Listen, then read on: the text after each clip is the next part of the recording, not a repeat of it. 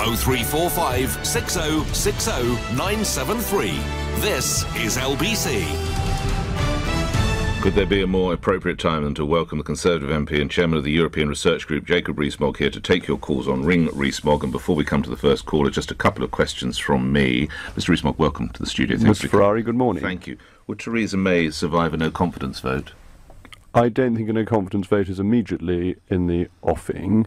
I think what the Prime Minister needs to do is to give up on the Chequers proposals, which David Davis in his resignation letter has pointed out don't actually deliver Brexit.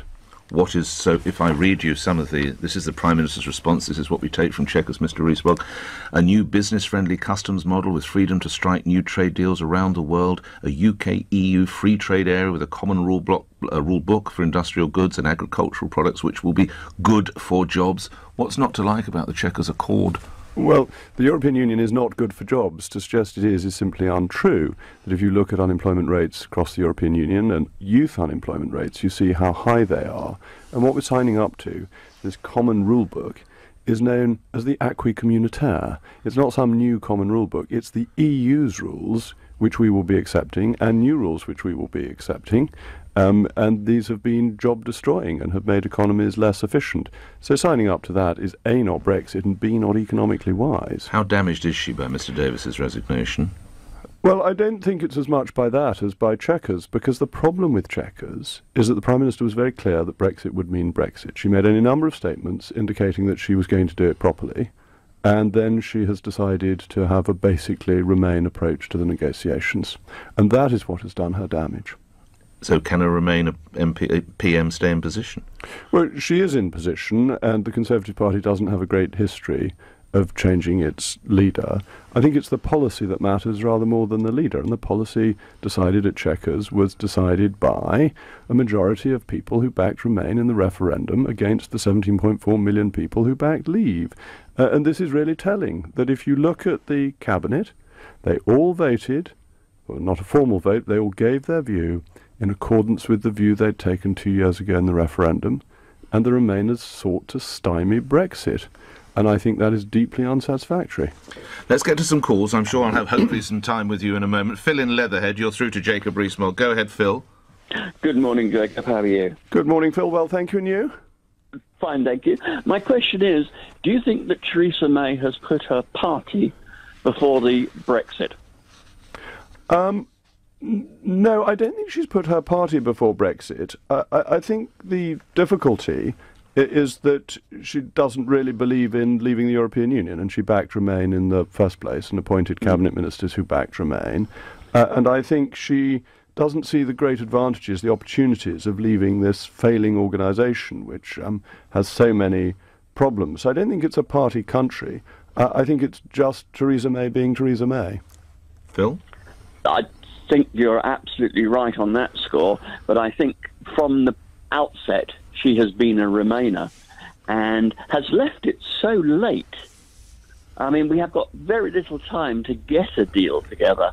My personal view is I think all along no deal is better than a bad deal, and I think this deal at Chequers is a bad deal for us. It is not what we voted for. Phil, I agree with your analysis. And I think this is very similar to the way, as Home Secretary, the Prime Minister approached the opt-in and opt-outs to the Justice and Home Affairs issues.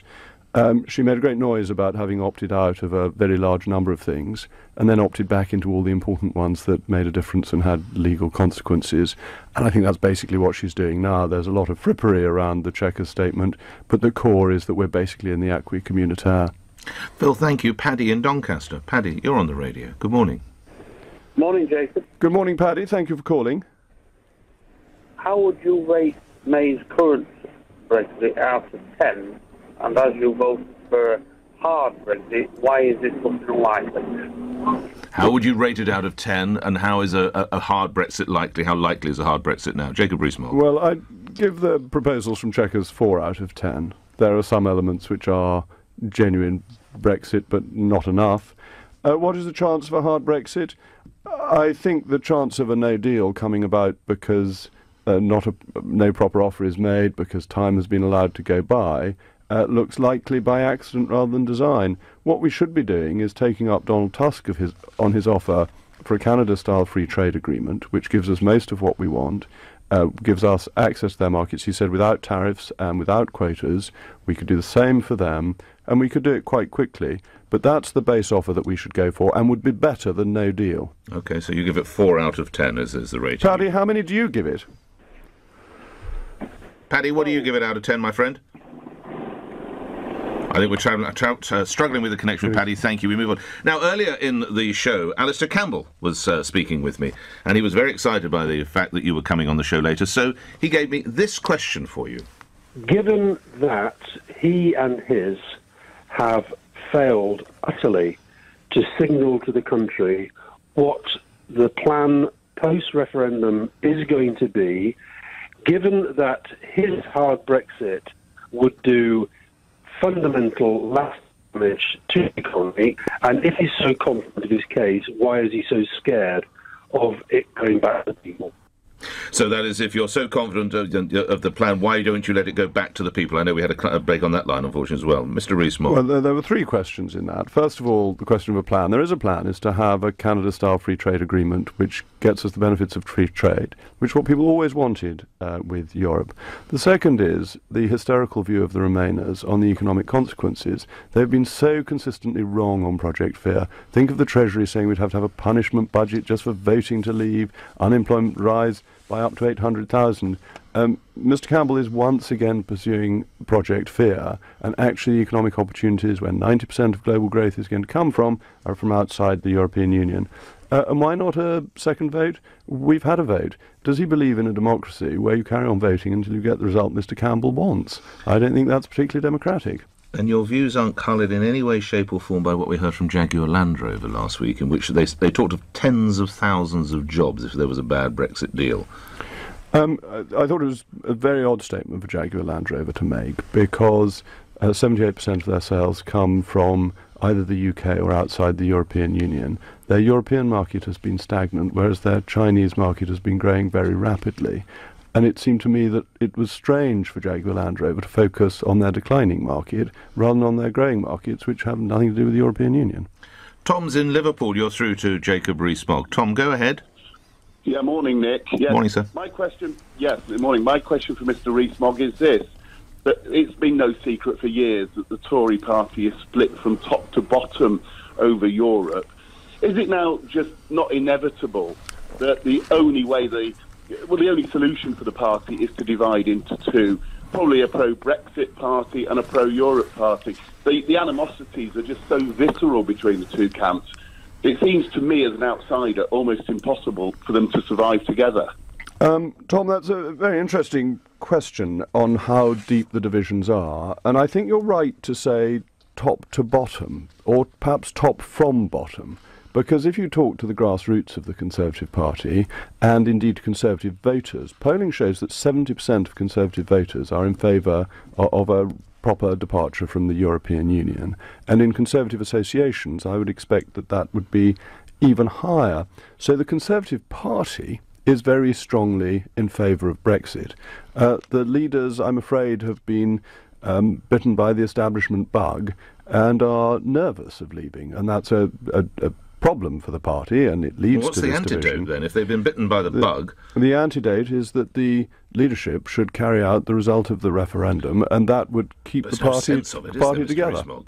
If anything, they're going backwards with Friday's events at Chequers. Oh, Friday's event was turning red lines into a white flag. Yes, it's not an impressive outcome at all. And David Davis has made that so clear in his resignation letter. Was that principled, what Mr. Davis did? It was extremely principled, from a position where he was meant to be implementing the policy. Did you know he was going to do this? I didn't know he was going to, but I knew it was possible. How did you know that it was possible? I knew it was possible because I heard gossip that it was possible. Right, OK. Have you spoken with him? Not since he resigned. No. What would you say to him? What will you say to him when you next speak with him? Oh, congratulate him. I think that he has done a great service to his country, and this is a real prospect for rescuing Brexit and pulling it away from the failure of Chequers. Does he need to make some form of a speech in the House today? Geoffrey Howe style?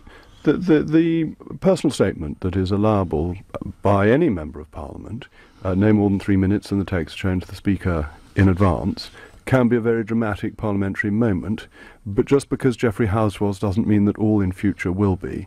And David Davis has great personal loyalty to the Prime Minister, and so I wouldn't... It actually comes across in his letter, to a sense. He's worked with Mrs May for a long time. He's loyal to her. He likes her, as he was saying on the radio earlier this morning. And so I wouldn't expect a Geoffrey House-style speech. OK. 48 is the magical number by which Graham Brady, your effective shop steward, has to trigger some form of challenge. How many of those 48 are present at this time, do you imagine? I have no idea. Have you filed a letter? No. You're not seeking the leadership of the party? No, of course I'm not. I'm seeking Brexit. Many times I'm asked this question. The key for the country it wouldn't be a is that meeting we if I get... didn't ask you. If I didn't talk to you about the cricket and ask you if you want to be Prime Minister, it wouldn't be a meeting between the two of us. We've got to do it every fortnight. But the key is Brexit is delivered properly. That is what I'm ambitious for and what members of the ERG are ambitious for. And personal ambition is, I think, so trivial compared to the interests of the nation. Yeah, but we've not got closer to it, have we, as a result of Friday, Mr. Rees Mogg? No, Friday's taken us away from it, and it's very important that David Davis resigned, because at the point at which all the senior Eurosceptics in the Cabinet were backing it, then one had to assume that there must be something in the detail that magically showed that it was a good idea. David Davis's resignation has shown that the 3 pages that we've seen are a sample of the lot, and that it isn't really Brexit. You're absolutely right to point out, I do ask you on a monotonous basis how many times, whether you want to be leader or Prime Minister. How about this one? About being Brexit Secretary, Mr. Rees Mogg? I would not accept the job under the terms in which David Davis has had to do it. So if you could recraft, if we could have Chequers 2 or whatever it might be? No, I mean, I don't think it is a job that can be done under the current setup. The Prime Minister constantly overrules the Brexit Secretary, doesn't seem even to have kept him in the loop on occasions, tried to bounce him with other ministers. This is not the way our system of government is meant to run. Who do you think would be good in that post? Well, one hardly sees there's any point in it. If it's all done by Downing Street, you begin to think that the department is there going through the motions. So the suggestion of Michael Gove has no merit? Why would Michael Gove want to do a job where he will be constantly overruled by the Prime Minister? To the calls, Jason in Southend. Jason, you're on the radio. Good morning. Hi, good morning. Good morning, Jason. Hi, good morning.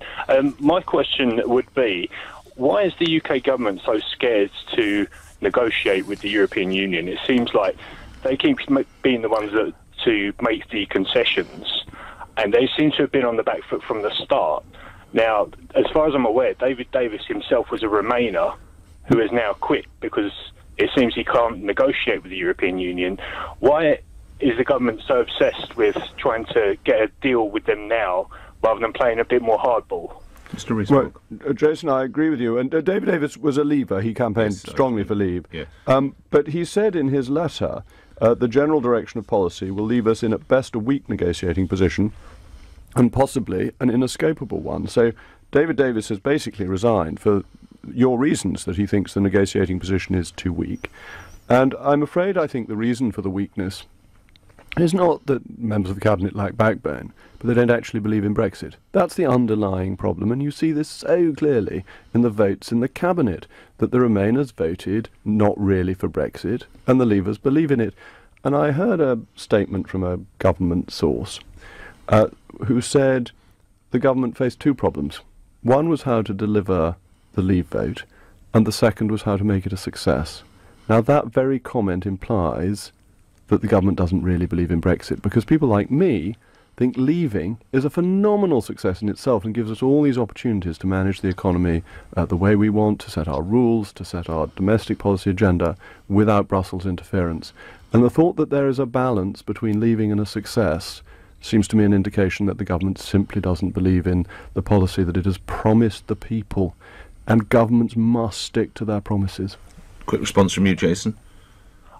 No, I completely agree. You completely agree, all right. Thank you, Jason. And it's interesting you would mention, thanks, Jason, you speak from the bottom of the party to the top, in the sense that the Prime Minister and others might be slightly tone deaf. Is it not a reality that the last Conservative manifesto spelt out that there must be a Brexit? So if there's any doubt, the government's only serving as a result of that promise. I agree with that the Prime Minister's statements up until Chequers were completely clear that we would have a proper Brexit. And Chequers is not just a U-turn, it's a handbrake turn. Was Chequers ever necessary? Did they all need to go there last Friday? Oh, it was an attempt to bounce people into a policy that they weren't going to like. They were only given the documents at short notice. I don't think it was a proper way of conducting cabinet government. She doesn't make great decisions, does she, the Prime Minister? Well, this one isn't a great decision. General election, Chequers meetings, others, not good calls. Well, even Homer nods. Even Homer nods. Even Homer nods. Even the greatest people make the occasional mistake. Yes. Mr. Ferrari, I expect even... No, sorry, that can't be right. Well, she's no Gareth Southgate, that's for sure, is she? Let's go to another call. Harry in Dover. Harry, you're on the radio. Good morning. Yes, it's a message. A question for Jacob Rees Mogg. If trade is so important for us to leave the common market, why is it that Germany does 4 times more exports than we do? And they are in the EU and do not seem to be limited by what the EU states.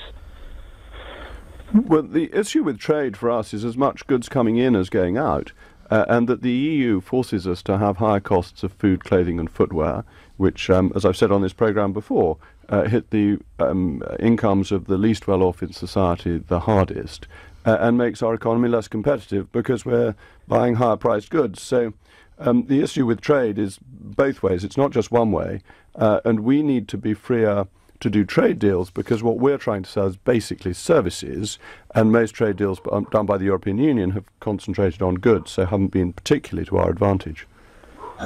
Harry? Yes? Your response? I can't agree with that. I mean, we buy in what we want, and we buy in as much as we do because we're voracious spenders. We want to have things. That is why we buy a lot. I can't go along with the fact that it's because of the nature of the goods that we export. We are very heavy into electronics, to aviation. These are big things that Germany is very good at manufacturing and producing. Why is it that leaving the common market would put us in a better position? That is what I cannot understand. I'm a leaver. I voted leave, but everything that I'm hearing is telling me, hang on a second, I haven't seen a real argument to support my belief that we should leave. And Jacob Rees Mogg is sidestepping the issue right now, I think. Tell me why Germany exports 4 times more stuff than we do. The issue I was focusing on, and the point I'm trying to make, is the common market puts up the price of goods in the United Kingdom. So tariffs on food average 23%, and non-tariff barriers are higher. And that means that every week British consumers pay more money to subsidise inefficient European businesses that is not economically successful. And we have a huge trade deficit with the European Union, not because they're the most efficient producers of goods, and I accept your point that we are voracious consumers, but we could get that voracious consumption from other countries more cheaply to the benefit both of individuals and to the total economy. The common market is Fortress Europe. It is not an efficient trading system. As for Germany's trade, absolutely, they are very efficient at selling their products around the world, but their manufacturing skill is not where we have the biggest part of our economy. Our economy is based on services, and services are subject to other constraints that have not been removed in trade deals that the EU has made. Harry, thank you for that. As and when the Chequers proposals, the Chequers Accord comes to the House of Commons, do you think it will get support from Conservative MPs? No, I think if the government wants to get Chequers through, it will do so on the back of Labour votes, which would be a great mistake. So she would get it through, but using Labour votes? She may get it through using Labour votes. I can't be sure of that. No. But I think there's a large number of Conservative MPs who will not vote for Chequers because they committed to their constituents to vote for Brexit. Would that number of MPs in number 48? That I don't know. I think this obsession with the number 48 is sort of like the Egyptian Book of the Dead, trying to work out symbolism from random things. So you don't see a confidence vote in the offing? Frankly, I think people are much more concerned about the policy than the individual. And there is a large number of people, I don't know how many, who will be willing to vote down bad legislation. But I think focusing on that and focusing on what comes before Parliament is where people's attention will be. So Mrs May is Prime Minister in March next year?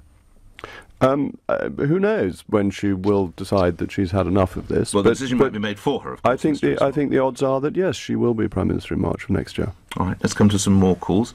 Brandon in Romford. Brandon, you're through to Jacob Rees-Mogg. Go ahead. It's not the chairman of the Conservative Party, I assume. I've had him already. No, he's had his turn. Brandon Lewis has had his turn. Brandon of Romford, go ahead. Morning, gentlemen. Good morning, Brandon. Pleasure. Mr. Rees-Mogg, President Trump arrives in the UK on Friday, and London protesters will be flying a blimp depicting him as an orange-coloured baby. What are your thoughts on this, and what does it say about the special relationship? This is the giant, angry orange baby. Well, I think it's a completely childish stunt. The United States is our most important ally. Regardless of what you think about the special relationship, the US has been instrumental to our security from the middle of the Second World War onwards. And to insult the leader of a foreign nation in that way is very bad, cheap politics. And the people behind that stunt should be ashamed of themselves. They're just showing themselves to be juvenile and delinquent. Mayor Sadiq Khan thinks differently, Mr Rees-Mogg. He's permitted it. He demeans his office. Quick response from you, Brandon? Well, I would put another question to you, Mr. Rees-Mogg, which is that if that is a childish stunt and it's cheap politics, then what would you call President Trump's daily tweeting in which he blasts both domestic leaders and foreign leaders, whether it be Justin Trudeau and Angela Merkel or Chuck Schumer or Nancy Pelosi in his own country? Mr. Trump was democratically elected by the people of the United States in a free and fair election. They have decided to have him as their president. As President of the United States, I respect him. I think we would be irritated as a country if Her Majesty went to Washington and people decided to put up a rude balloon about her. I think we have a duty to be polite to the leaders of our close allies. And there's no benefit in us getting involved in the minutiae of US politics and Donald Trump's tweets. We're not his voters, and we should respect the vote of the United States. It's not so much about Mr. Trump as an individual. It's about, do we respect the voters in the United States? Brandon, thank you for that. You are known to have a tremendous command of the English language, as is one of your Conservative colleagues, Boris Johnson, with all due apologies. When he described the Chequers Accord as being attempting to polish a turd, how disappointed were you in that choice of language? Well, it's not the terminology that I would employ personally. How would you describe it? How would I describe the Chequers statement? Not Brexit. Simple as that? No. All right. Neil in North Wales, but not any Neil. Neil, introduce yourself. Good morning. Morning, Nick. It's Neil Hamilton here. Oh, hello, Neil. How are you? Morning, Jacob. Good morning. I'd like to ask you whether you think one of the reasons why the government has made such a horlicks of the Brexit negotiations is that the Tory party has rather lost its fear of UKIP. And we got the referendum in the first place because of the rise of UKIP. A lot of people after the referendum thought UKIP's job was done. It's now clear that it isn't done, and we're far from completing the project of leaving the EU. So the best way to impose some kind of common sense on people like Theresa May is for UKIP to rise again. The problem is, Neil, it's gone from UKIP to WhoKIP, and that UKIP's disappeared from the scene. It certainly hasn't disappeared from the scene because I'm still there. Well, yes, but all by yourself in the moonlight. I mean, we agree on leaving the European Union, but UKIP has lost its force, and its force really was Nigel Farage. And without him at the helm, UKIP has had endless trouble. And I think Nigel remains a very powerful advocate for leaving the European Union properly, and does so eloquently on LBC. Quick response from you, Neil. He needs to do things outside of the studios of LBC, in my opinion. We definitely need to get the People's Army on the move again. Gerard Batten is making a good fist of stabilising the ship after a period of extreme turbulence. Well, let's see if, Jacob, do you think he refers to the new UKIP leader? Is he doing a good job? Well, thank you for saying who he was, because I was momentarily lost who Mr. Batten... the listener, Mr. Rees-Mogg. Oh, well, you were helping me as well. UKIP played a very important role, There's no denying that. Put great pressure on David Cameron, on the Conservative Party to promise the referendum. UKIP's role in getting us to the vote to leave the European Union is of historic proportions, but it's disappeared, and that's it. Okay, but we've got time for it. Thank you, Neil. Good hearing from you. Probably the final question. Yes, it will be. Annette in Chippingham. Go ahead, Annette. You're through to Jacob Rees-Mogg. Hello, Nick. Hello, Jacob. Hello. Annette, good morning. Hello there. I'm wondering how likely you believe it to be if for a Labour government to get in, should we not execute the outcome of the vote 2 years ago? Because I say this as a Conservative voter my whole life. As long as Theresa May is at the helm, I will no longer vote Conservative because I feel that integrity has been compromised here. Well, Annette, I think you put your finger on the issue that the polling indicates that 70% of Conservative voters back Leave and that they are disappointed with Chequers, and I think Conservative voters, Leave voters, will be unwilling to vote for a party that has failed them. There's no political margin in the Conservatives not delivering Brexit, perhaps most of all because we promised we would. And I know bang on about this. Continue with her at the top, but then. Politicians have to deliver on their promises. Which she's failed to do, Mr. Rees-Mogg. Chequers does not deliver on her promises. If so you go how through, can you continue to support her?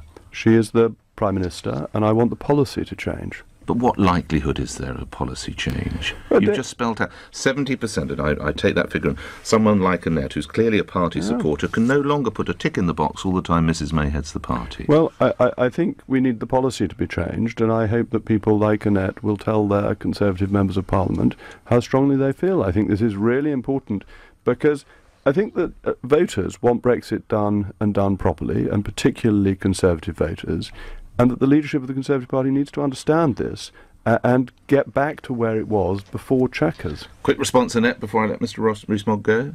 My hand would still waver putting a tick in the box for Theresa May while she's at the helm, although obviously my heart is with Conservatism. I hope that she goes bottom line. If she doesn't, I fear for the party.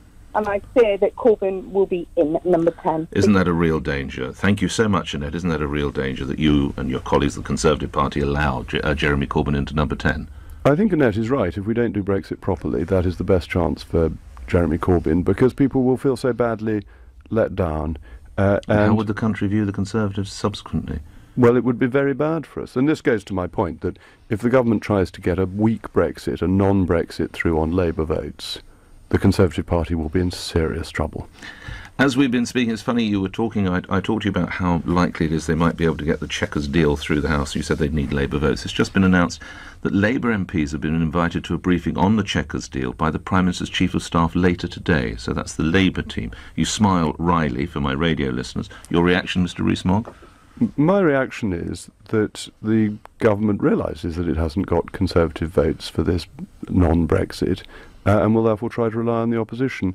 Can you govern like this, Mr. Rees-Mogg? It would be a very bad way to try to govern, to alienate a very large section of your party and a majority of the members and rely on socialists to get your policy through. If the government is planning to do this, the government will run out of steam. It won't be able to do anything beyond sitting there waiting for the clock to tick down on the Fixed Term Parliament Act. And you'd continue, you and your colleagues would allow that to happen? You still see her as Prime Minister this time next year? Look, I've said very clearly that under the Fixed Term Parliament Act I will not vote against the government on a vote of confidence. I've said that dozens of times. Mrs May's position is secondary to the policy. All right.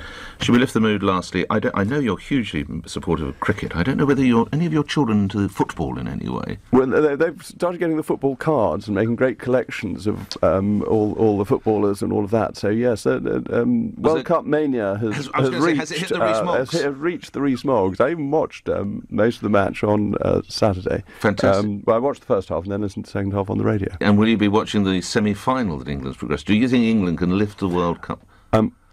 Yes, absolutely. And that'll be a great boost for national morale. Good preparation. Coming home. It's coming home, yes. I'd almost get you to sing. Good seeing you. Good to see you. No, we've done many things. I think that would be pushing our luck, wouldn't it? Jacob Rees-Mogg, thank you so much for appearing here on LBC, where the news